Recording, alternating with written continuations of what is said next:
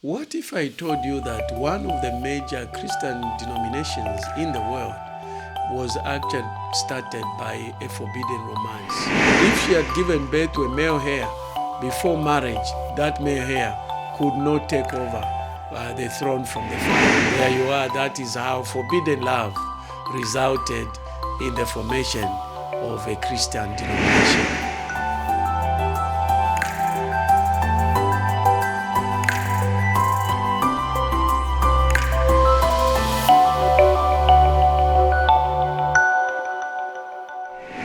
What if I told you that one of the major Christian denominations in the world was actually started by a forbidden romance? It was a love affair between a king and another woman that sparked the formation of this denomination. Now let's start looking at this interesting story. In 1509, Henry VIII became the King of England shortly after the death of his father, Henry VII. Henry's first reign was marked by significant political and religious turmoil, but initially his marriage played a crucial role in shaping his early rule. In 1509, Henry married Catherine of Aragon, the daughter of Ferdinand and Isabella of Spain. You know how the marriages, even today they still happen, but in those days it was more prominent, where marriages were arranged between one royal family and another, because it was basically against tradition and the culture of those days for somebody from a royal family to marry a commoner, no matter how beautiful she was. Of course, they had a point because people who were born in royal families had been trained from childhood. They understood etiquette. They were groomed from childhood for political positions or political marriages. So to just go and marry a commoner was unheard of, and that marriage would actually rarely survive. So this is what happened, that Henry VIII married Catherine of Aragon of Spain. Now this union was politically advantageous, strengthening ties between England and Spain. However, by 1520s, the marriage was strained. Catherine had failed to provide a male heir, a concern for Henry and the stability of the Tudor dynasty. And this was another significant issue. So not only did the marriage of the royalties of those days provide for peace between two nations, but also that the marriage was very, very important. It needed to produce a male heir to take over from the father. And any king that did not have a male heir was actually very worried, extremely worried for that matter. And this marriage between Henry VIII and Catherine of Aragon did not produce a male heir. And that became a big challenge, and it strained that marriage. And unfortunately, and as usual, it's the female folk who suffer in such a situation, culturally and politically, especially of those days. Don't forget to like, comment, and most important, to subscribe to this channel so that whenever I produce another video of similar content, you'll be notified and you choose whether to watch it or not. Now, it was as a result of this strained relationship that a third party entered this love affair, and this was Anne Boleyn. Anne Boleyn was a young, intelligent, and ambitious woman who captured Henry's eye around 1525. Unlike his previous mistresses, Anne refused to be just a lover. She demanded marriage and the title of a queen. Now, Henry's obsession with Anne and his desperate need for a male heir drove him to seek an annulment from his marriage to Catherine. In 1527, Henry petitioned the Pope, Pope Clement VII, to annul his marriage, arguing that it was invalid because Catherine had been his brother's widow. Having realized that Catherine could not give him child, he decided that he needed to divorce. Now remember, this time the whole of Europe was under the Roman Catholic Church, and this was a period of the Holy Roman Empire when the Pope was playing a political role, and he was more powerful than all the kings that reigned in Europe. And in fact, starting with the coronation of Charlemagne in 1800 AD, the Pope played a major role. And that fusion between the monarchies and the church actually resulted in what was then called the Holy Roman Empire, which was different from the Roman Empire that had collapsed in 576 AD due to the invasion of the Germanic tribes. So now he could not divorce his wife without the authority of the Pope, and therefore he wrote a letter to Pope Clement VII to ask him to annul the marriage. And the reason that he gave why this marriage needed to be annulled was that Catherine had been his brother's wife who had died. And therefore, as far as he was concerned, that marriage was not valid, and therefore he needed the Pope to annul that marriage. It is interesting that all along, before he realized that she could not give him a child, and before he fell in love with Anne, he didn't realize that she had been his brother's wife until she could not give him a male heir.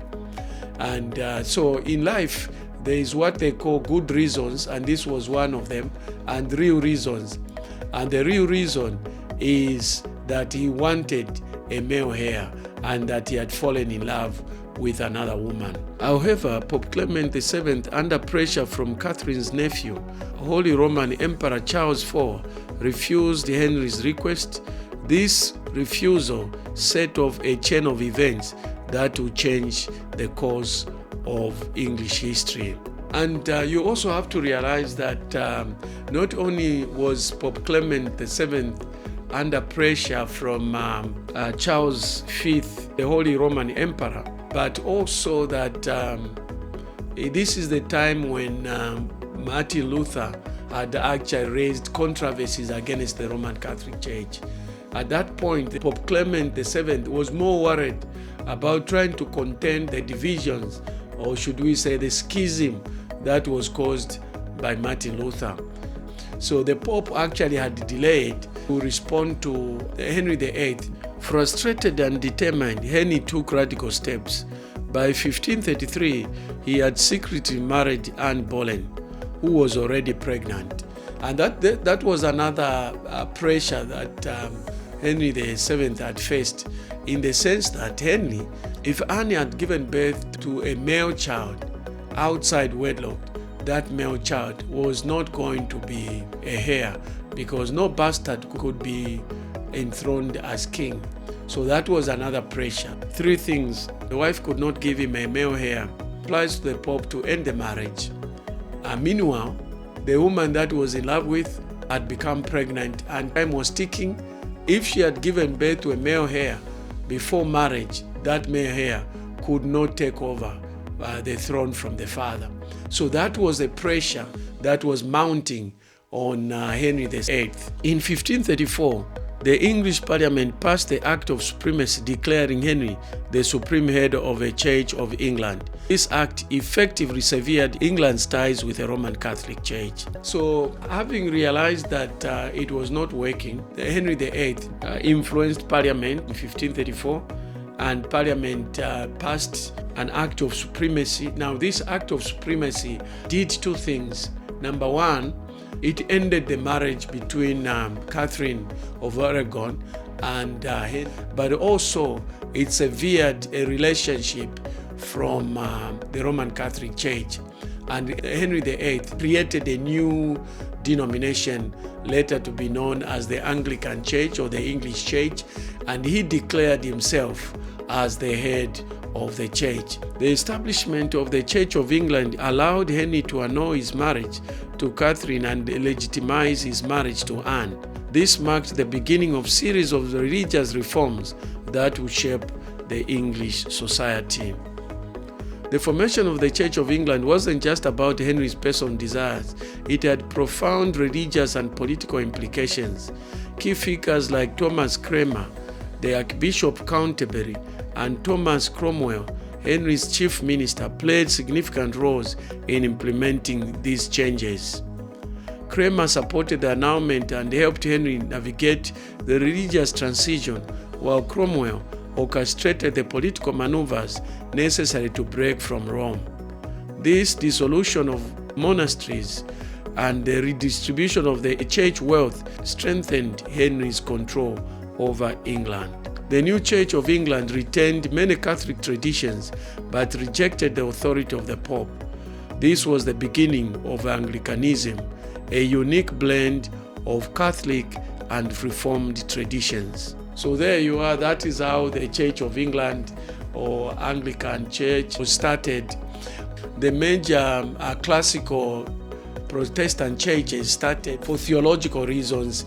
Only the Church of England started for romantic reasons. And you see that in future videos we'll show you that because there wasn't major changes that took place in the Anglican Church, it was just basically the Roman Catholic in the English clothes. It didn't change much. Everything else went on as usual, probably apart from the fact that the priests now could marry, but otherwise the rest of things were the same. And because of that, that also sparked other reformations, other churches. In fact, there is no classical Protestant church, meaning the original Protestant churches that sprang from the Roman Catholic Church, that produced more denomination than the Anglican Church. The whole of the Pentecostal movement comes from the Anglican Church. Pentecostals, Charismatics, and many other churches today that are very influential actually draw their lineage, draw their origin from the Anglican Church, and that is a topic for another day. Henry's action had immediate and long-term consequences. The break with Rome led to widespread religious and political upheaval. Many people were executed for opposing the changes, including Sir Thomas More and Bishop John Fisher. Despite the turbulence, the Anglican Church became firmly established.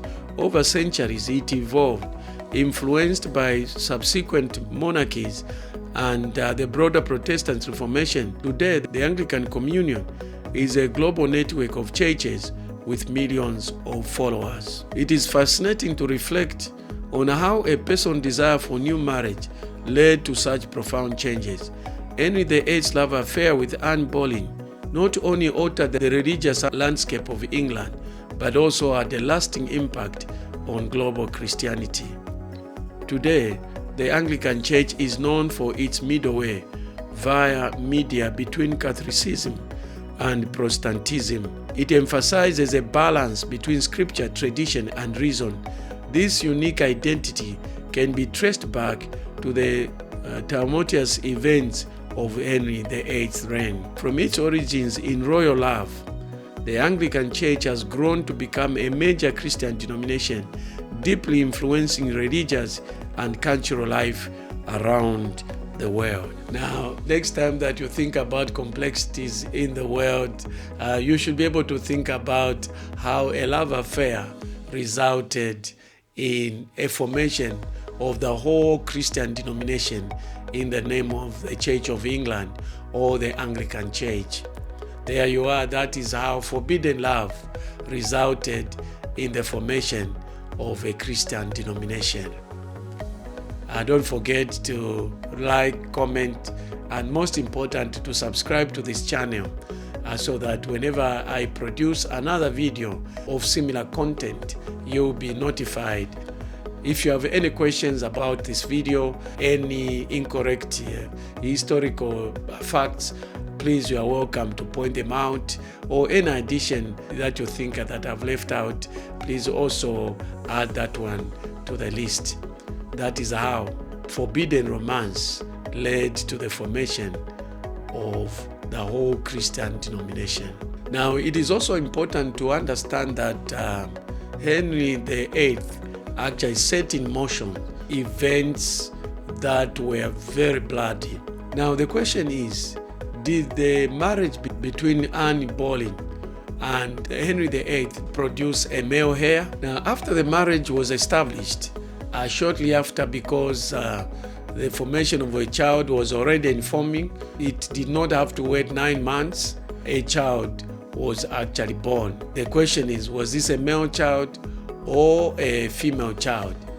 And unfortunately, the king had another female child. Henry ended up with 2 daughters.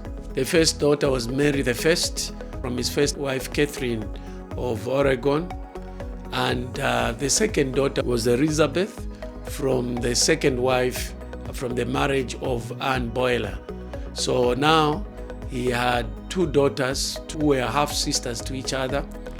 And later on, long after Henry had died, these 2 daughters were embroidered in the battle of the century, to say the least, because not only was it a political battle, it was also a religious battle, because Mary I was Catholic and Elizabeth I was Anglican.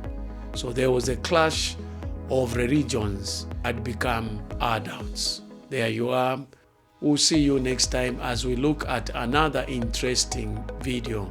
Now, I have many other videos of similar nature that talk about church and politics.